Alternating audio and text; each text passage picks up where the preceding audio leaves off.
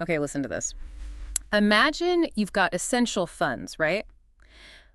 Money specifically meant for kids' education, especially disadvantaged kids, and it's just frozen. Yeah. Caught up in this, like, political fight between a state and the central government. It sounds like some kind of high-stakes negotiation, but, the ones actually paying the price are the students and the schools. Absolutely. And it's not hypothetical. This is happening right now in Tamil Nadu.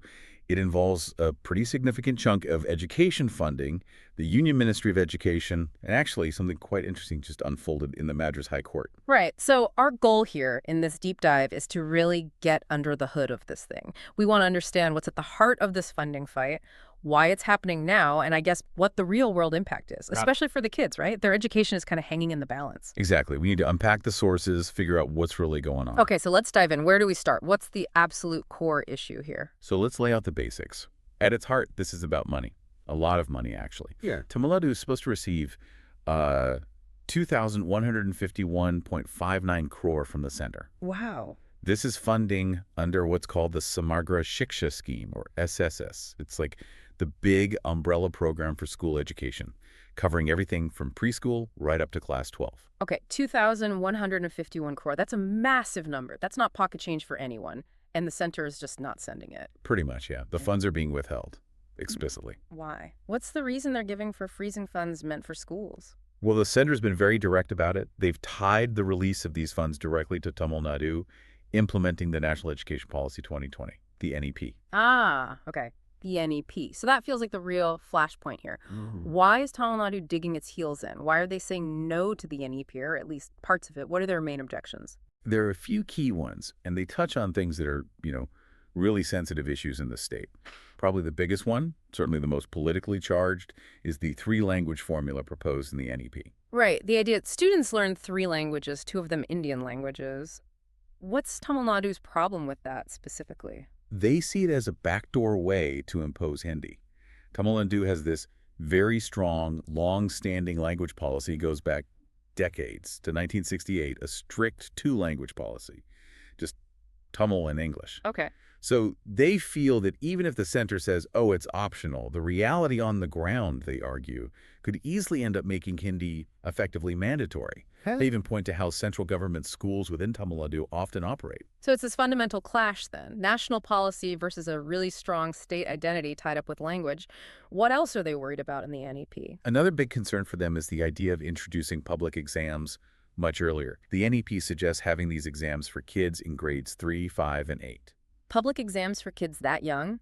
8-year-olds taking high-stakes tests? What's the worry there? Their fear is that this could really push up dropout rates, especially among kids from vulnerable backgrounds, poorer families. They actually cite research, including stuff from the World Bank, suggesting that early high-stakes testing in developing countries can often have exactly that negative effect. Right. And they contrast that with their current system. In Tamil Nadu, public exams only start in grade 10.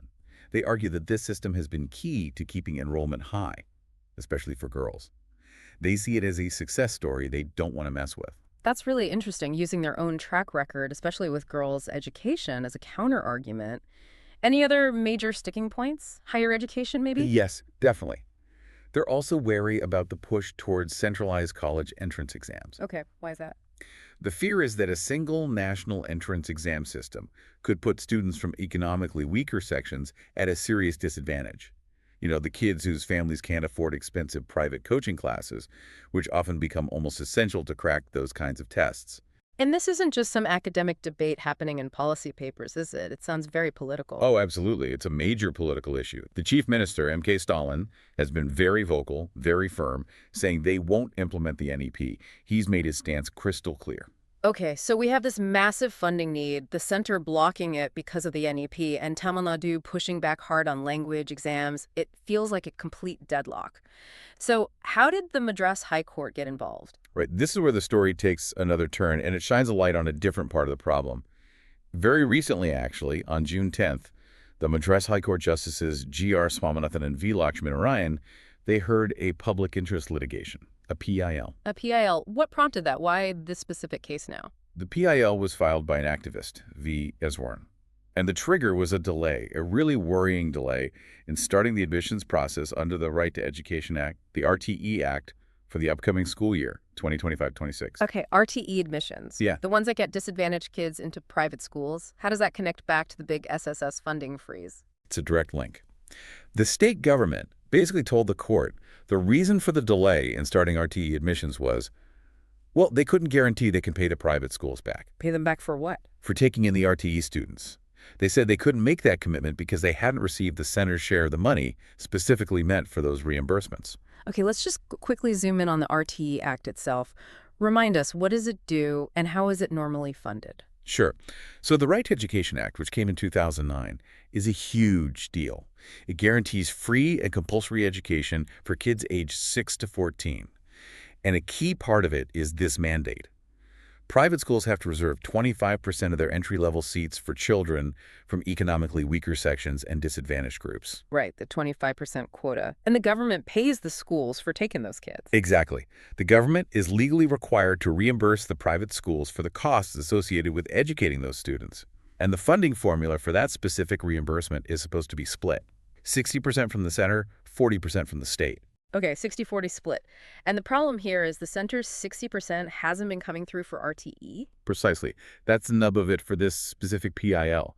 The center hasn't released its 60% share for these RTE reimbursements to Tamil Nadu since way back in 2021. Since 2021, that's 3 years of missing payments for a legal requirement. Wow. That must put a massive strain on the private schools and the state. Has the state been picking up the tab? Yes, largely. They've had to step in. The sources point out that Tamil Nadu has been forced to cover a huge chunk of this cost. Just to give you a figure, in the 2022-23 school year alone, the state paid out 188.99 crore just for these RTE reimbursements, without getting that mandated 60% share from the center. Nearly 190 crore in 1 year, just covered by the state for this one piece. That really shows the pressure. So, okay, the High Court sees this PIL about delayed RTE admissions, understands the funding backstory. What was their take on it? What did the judges say? This is where it gets really important legally. The judges hammered home this point. Section 7 of the RTE Act itself puts what they called a concurrent responsibility, meaning a shared joint duty on both the center and the states when it comes to funding education under the Act. Concurrent responsibility. Okay. Both are on the hook. Yes, and building on that, the court made its crucial point. The center cannot legally use Tamil Nadu's non-implementation of the NEP as an excuse to withhold funds that are mandated by the RTE Act. They're saying essentially the RTE Act stands on its own. It has its own funding rules. That's a critical distinction. So the court is basically saying, look, your fight over the NEP is one thing, but you still have a separate legal duty under the RTE Act to pay up. Did they order the center to release the money then? Well, they didn't issue a binding order, like a mandamus. What they did instead was they urged the Union Ministry of Education to consider separating out the RTE component, which they estimated is around 200 crore a year from that bigger SSS pot of money, and releasing just that specific RTE amount to Tamil Nadu. Urged, consider. Why the softer approach, not an order? The court actually explained why. They held back from a direct order because Tamil Nadu already has a case going in the Supreme Court, the highest court, specifically challenging the withholding of all these funds. So the High Court didn't want to overstep or create conflicting orders while that's pending. Okay, that makes sense legally. But the message, even as a recommendation, seems pretty strong. Did the judges say anything about the bigger picture about education itself? Oh, very much so. Yeah. Justice Swaminathan in particular made a really powerful statement. He even quoted the former U.S. Chief Justice Earl Warren saying something like, "Today, education is perhaps the most important function of state. It is doubtful any child may reasonably be expected to succeed in life if he is denied the opportunity of education." Wow. Yeah, it was a stark reminder, wasn't it? That behind all the policy acronyms, NEP, RTE, SSS, and the crore figures, this is about something absolutely fundamental. It's about kids' futures. That quote really brings it home, because when you strip away the politics and the bureaucracy, who is actually feeling the impact of this standoff? It's the children, first and foremost. The human cost is real. We're talking about around 80,000 students every year in Tamil Nadu who normally get admitted into private schools through this RTE route. For many, it's their only shot at that kind of education. 80,000 kids a year. And with the admissions process stalled. They're stuck. Their parents are stuck. You hear these stories, like this one parent mentioned, Raja Kumari Chandran from Chennai. She apparently already has one child in the school thanks to RTE, and she's been waiting, probably anxiously, to get her younger daughter, who's just 4, admitted to the same school this year. But the whole system is on hold. That must be incredibly stressful for families. Absolutely. Imagine that uncertainty. And her story is just one of thousands across the state. Parents waiting, worrying, trying to figure out what to do. And it's not just the families waiting to get in, right? What about the private schools that have already taken RTE kids in previous years? They're caught in the mud, too, and in a really tough spot financially. They fulfilled their end of the bargain, their legal obligation under RTE, by admitting these students, but they haven't been getting the full reimbursement they're owed because the state hasn't received the center's 60% share. How much are we talking? How much are these schools owed? The estimates suggest the total amount owed to private schools just for the last 2 academic years, 2023-24 and 2024-25, is around 600 crore. 600 crore owed directly to the schools.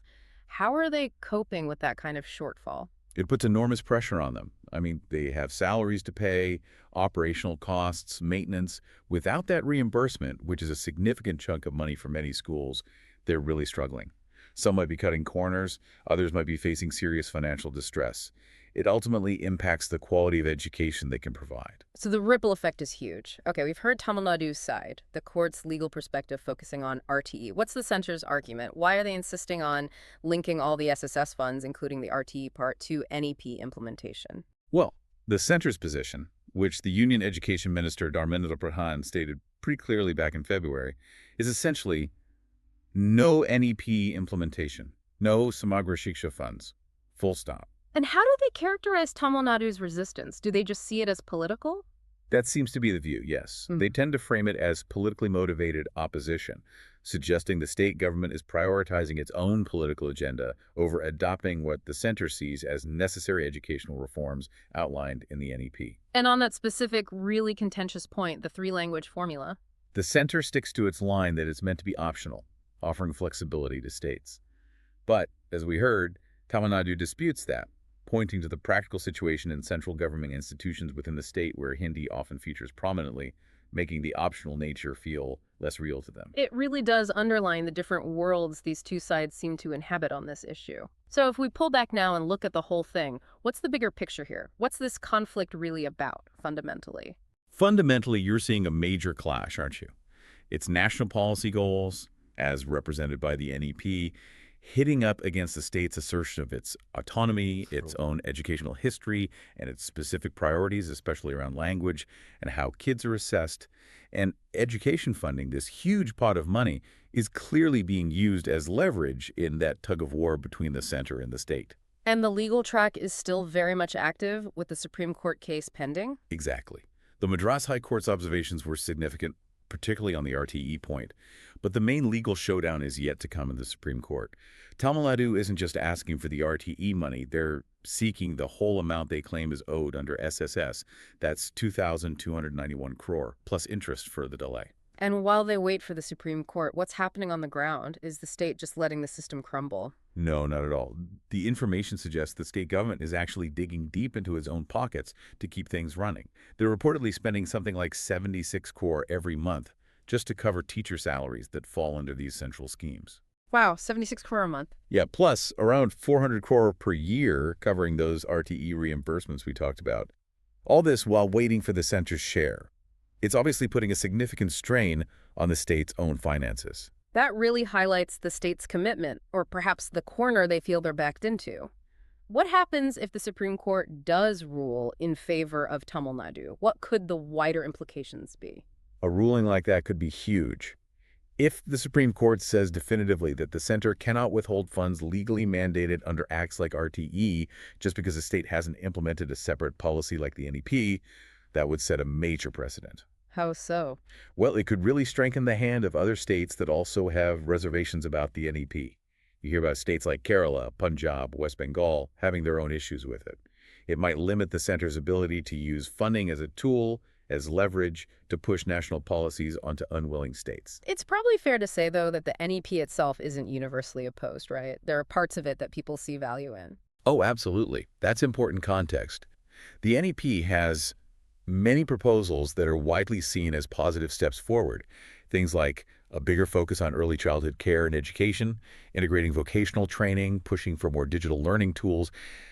Those aspects aren't really the points of contention here. Right.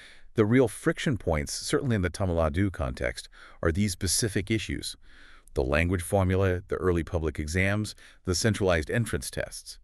Those are the areas where the state feels the policy either clashes with its existing successful systems, ignores its unique linguistic context, or could actively harm vulnerable student groups.